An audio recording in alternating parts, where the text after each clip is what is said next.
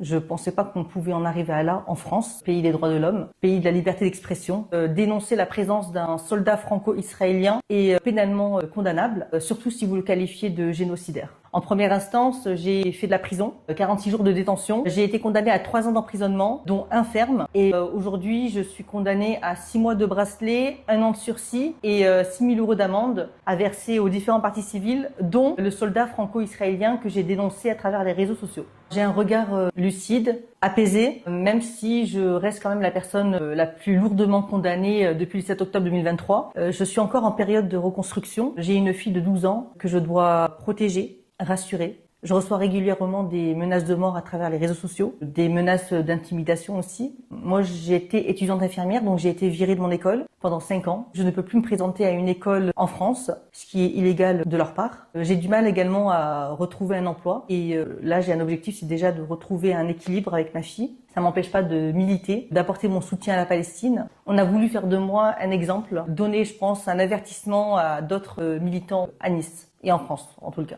Mon engagement pour la Palestine, fièrement assumé, public, et le fait que ce soit fièrement assumé à travers les réseaux sociaux, c'est ce qui dérange.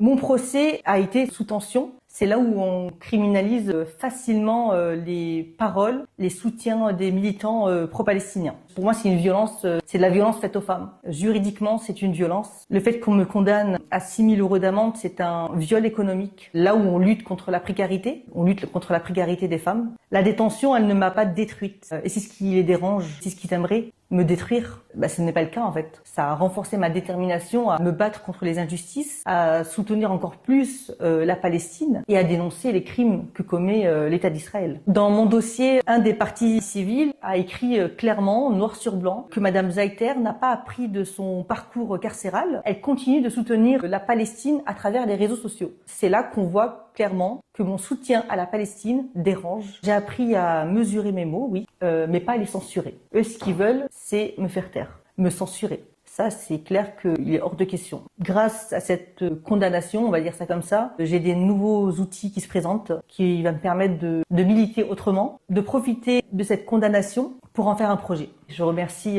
toutes ces personnes qui me soutiennent, des 4 coins de la France, du monde entier aussi. Je reçois énormément de messages de soutien et surtout, j'ai envie de leur dire de continuer de soutenir la Palestine, de le revendiquer à travers les réseaux sociaux, de ne pas avoir peur parce que ce n'est rien face à ce que les Palestiniens vivent et on doit continuer de porter la voix des Palestiniens malgré la censure en France.